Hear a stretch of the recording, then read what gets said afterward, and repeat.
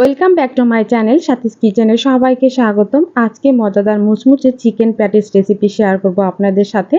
এই প্যাটিসটা খেতে ভীষণ মজা আর তৈরি করা খুবই সহজ, আর সারা দিন কিন্তু এই প্যাটিসগুলো খুবই মুচমুচে থাকে। তা আপনারা তৈরি করে কিন্তু এগুলো অনেকক্ষণ পর্যন্ত রাখতে পারবেন, আবার ফ্রোজেন করেও রেখেও কিন্তু ভেজে খেতে পারবেন। তৈরি করা ভীষণ মজা, ছোট থেকে বড়রা সবাই খুবই পছন্দ করে এই চিকেন প্যাটিসগুলো। আর আশা করছি আজকের রেসিপিটা আপনাদেরও খুবই ভালো লাগবে। চলুন দেখে নেওয়া যাক। প্রথমে একটা মিক্সিং বোলে আমি 2 কাপ পরিমাণে ময়দা নিয়ে নিচ্ছি। ময়দার মধ্যে স্বাদ মতো লবণ দিয়ে দিলাম, আর 2 টেবিল চামচ দিয়ে দিচ্ছি আমি রেগুলার সয়াবিন তেল। এখন হাত দিয়ে খুব ভালো করে একটু মিশিয়ে নিচ্ছি। আর যখন দেখবেন হাতের মধ্যে দলা পেকে যাচ্ছে, তখনই বুঝতে হবে এর মধ্যে তেলের পরিমাণটা একদম পারফেক্ট আছে। এখন হালকা হালকা পানি দিয়ে একটা টাইট ডো তৈরি করতে হবে। একেবারে কিন্তু নরম করে এই ডোটা তৈরি করা যাবে না, একটু টাইট ডো তৈরি করতে হবে।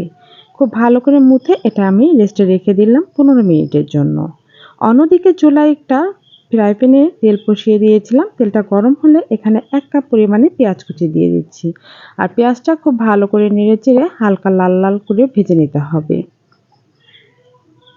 পেঁয়াজটা যখন হালকা ভাজা হবে, তখন এর মধ্যে দিয়ে দিতে হবে 1 চামচ আদা ও রসুনের পেস্ট। আদা ও রসুনের পেস্টটা দিয়েও খুব ভালোভাবে এটা নেড়েচেড়ে ভেজে নিতে হবে।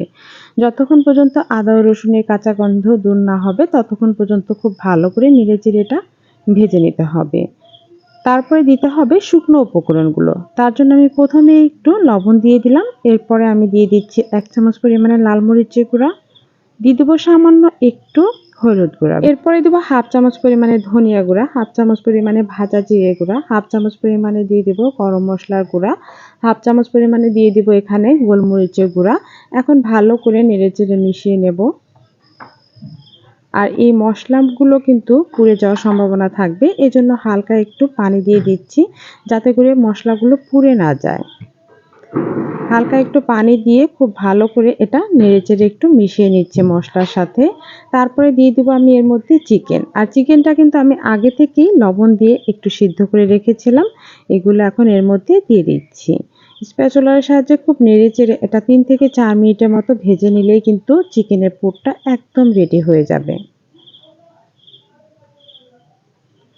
দেখেই বোঝা যাচ্ছে আমার কিন্তু চিকেনের পুরটা রেডি হয়ে গিয়েছে। এটা এখন চুলাটা অফ করে দেব। অন্যদিকে একটা বাটিতে 1/4 কাপ নিয়েছি আমি রেগুলার সয়াবিন তেল, আর এর মধ্যে দিয়ে দেবো আমি 2 চামচ পরিমাণের কর্নফ্লাওয়ার। এটা খুব ভালো করে মিশিয়ে নেব। আর এটা কিন্তু আমার নাস্তা তৈরিতে অবশ্যই লাগবে, সেজন্য আমি খুব ভালো করে মিশিয়ে নিচ্ছি। এখন ময়দাটা আবারও খুব ভালো করে একটু মুথে নিচ্ছি। নাস্তাগুলো তৈরি করার জন্য ময়দাটা কিন্তু খুবই সফট হয়ে গিয়েছে। এখন এখান থেকে সামান্য একটু লেচি কেটে নিচ্ছি। আর এই লেচিটা দিয়ে খুব পাতলা করে বড় একটা রুটি বেলে নিতে হবে। আর সবগুলো ময়দার ডো থেকে কিন্তু ছোট ছোট লেচি কেটে এরকম বড় করে রুটি বেলে নিতে হবে। আর খুব পাতলা হতে হবে। প্যাটিস তৈরির জন্য রুটিগুলো একদম পাতলা হতে হবে, যাতে করে হাতে তালু দেখা যায়। এরকম পাতলা হতে হবে। সবগুলো রুটি আমি বেলে নিয়েছি। এরপরে যে কর্নফ্লাওয়ার এবং তেলের মিশ্রণটা তৈরি করে রেখেছিলাম, সেটা রুটির উপরে লাগিয়ে দিচ্ছি প্রথমেই। তারপরে এর উপরে অন্য একটা রুটি আমি বসিয়ে দিচ্ছি।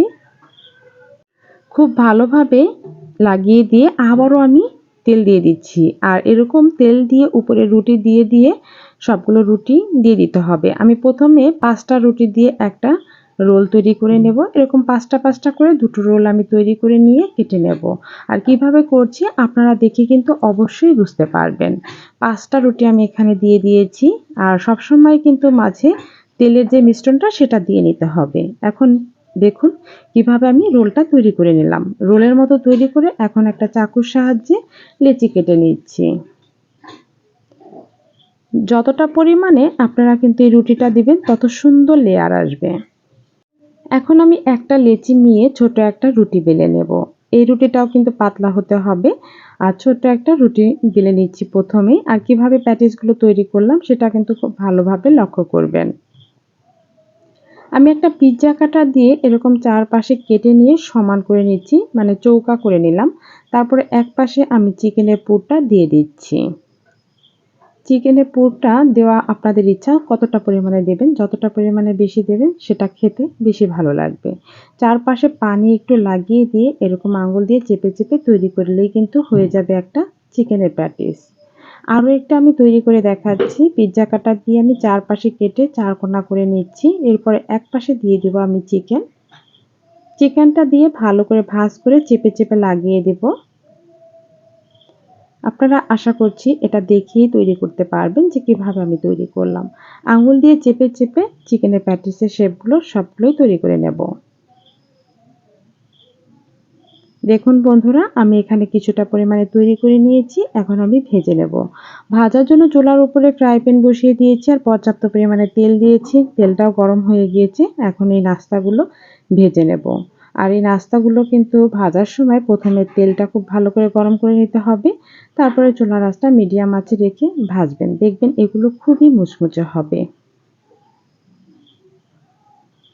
নাস্তাগুলো উল্টিয়ে দিচ্ছি আর উল্টিয়ে পাল্টিয়ে এই নাস্তাগুলো ভেজে নেব। আর এই নাস্তাগুলো কি যে পরিমাণে ক্রিস্পি হয় আপনারা তৈরি না করলে বুঝতেই পারবেন না। আর খুবই সহজভাবে কিন্তু আমি দেখিয়েছি। আশা করছি এই রেসিপিটা দেখে আপনারা নিজেরাই তৈরি করে নিতে পারবেন। তৈরি হয়ে গেল আমার মজাদার চিকেন প্যাটিস। দেখে যতটা লোভনীয় লাগছে খেতে কিন্তু তার থেকেও বেশি টেস্টি ছিল। আর এগুলো কিন্তু সসের সাথেও খেতে ভীষণ মজা লাগে। এমনিতেও খাওয়া যাবে যেহেতু মাংস দিয়ে তৈরি। তার মজার তো তুলনায় নেই। আশা করছি আপনারাও ট্রাই করবেন আর কেমন লাগলো তা কমেন্টসে জানিয়ে দেবেন। সবাই ভালো থাকবেন, সুস্থ থাকবেন। আল্লাহ হাফিজ।